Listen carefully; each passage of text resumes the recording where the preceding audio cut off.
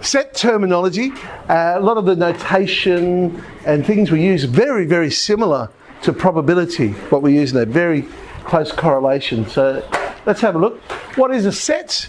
A set is simply a collection of objects, and those objects we call elements. So some set language.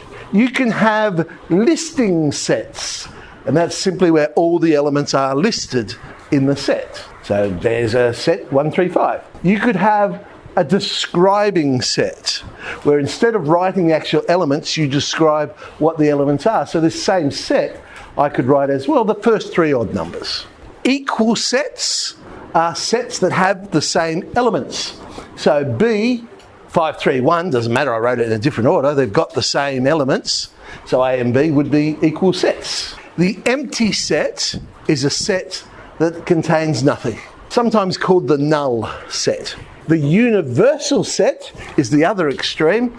That's the set that contains everything. Every possible element is in the universal set. Then we have subsets, sets within other sets. So our set here, C, which just contains the number 5, would be a subset of, well, both A and B, because A and B being equal sets. Intersection, so they're elements that two sets have in common. So the set D, 2, 3, 4.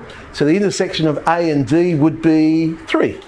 It's in both of them. Union is what all the elements are in both of the sets. So 1, 2, 3, 4, 5 would be the union of A and D. They're all the elements that are in both of those sets when you join them. Complements, so just like we saw in probability, complementary events, we can have a complement, and that's the elements of the universal set that are not in the set. So it's the complement of the set. So if our universal set was the first 6 integers, then the complement of A would be 2, 4 and 6. Some notation then. The empty set, the 0 with a stroke through it, that's one way of writing the null set, or simply braces with nothing in it. So that would be the empty set. Element, it's sort of well, it's meant to be E, but that's the way it's done with a U on its side, I suppose you call that, with a line through the middle. There. That means is an element of. So 3 is an element of A. I used this notation yesterday in probability, the absolute value sign, which usually stands for magnitude, the size of things, and this is also true in sets. The other way of writing it, again we saw this in probability yesterday, is N for number, and then in parentheses you write of what. So the number of elements in A would be 3. Is a subset of, it's that U on its side there. So C would be a subset of A, C was a subset of B. B is a subset of A, but they're also equal sets. So that's why it also has a line underneath as well. And the null set is a subset of A. In fact, the empty set is a subset of every set. It's weird, but true. Okay, intersection. We symbolise with the upside down U, so A intersection D would be 3. C intersection D is the null set, they had nothing in common. Union, when we join them together, so A union D, 1, 2, 3, 4, 5. Okay, the complements, like we saw in probability again, the bar over the top is a common way of doing it. Some other ones we see in set notation is an apostrophe, or even just a C. C representing complement, I suppose. But I think the bar is probably the most common way of doing it.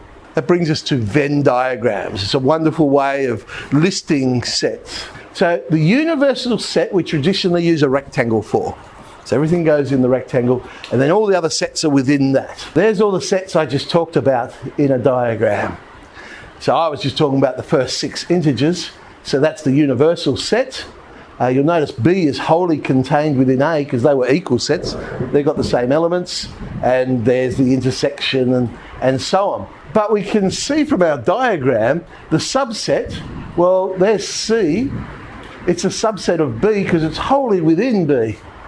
So that's got to be a subset of B. Intersection, the bit they have in common. Union, the two sets together. In fact, that's so good I did it twice. Maybe I did a cut and paste and I don't know, I'd say it twice. And then what we call disjoint sets. In probability, we would call it mutually exclusive. There's no intersection between the two sets. Right? So how can we use this to solve probability problems? You see, a lot of times we're not actually interested in what the elements are in probability.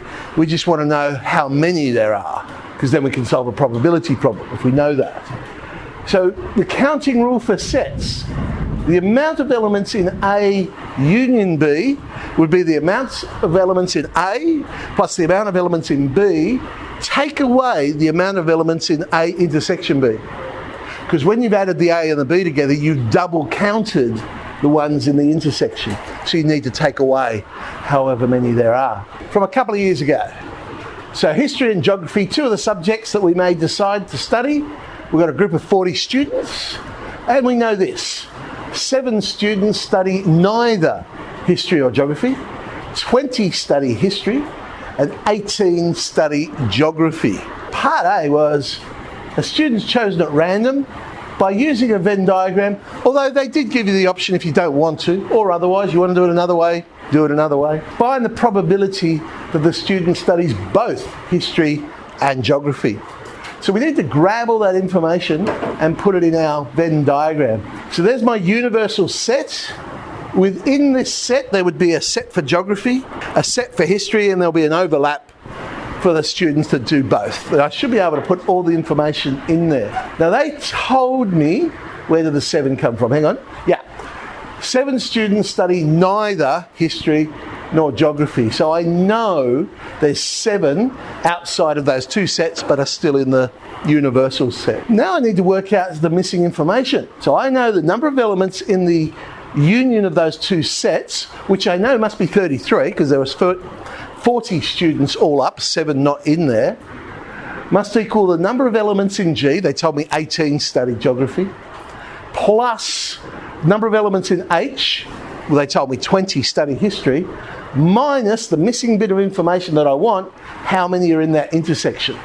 So solving that little equation, I get, there's 5. So I can put 5 in the middle, and now I can work out where the others go. There must have been 15 others in history and 13 others in geography. I should now be able to answer any question they want. So we want the probability that they study both history and geography. That's the intersection. So it's 5 out of 40, a 1 in 8 chance that happens. So we choose a student at random, given that, that probably should be the student, not he student. Given that the student studies geography, what's the probability that the students do not study history? So we're trying to work out the probability that the geography student doesn't study history. So now, as far as we're concerned, the universal set is just the geography. So I'm only looking at geography students. And I want to know how many of these geography students do not study history. Well, I can see that there's 13 of them. So there's a probability of 13 out of 18. 2 different students are chosen at random, one after the other.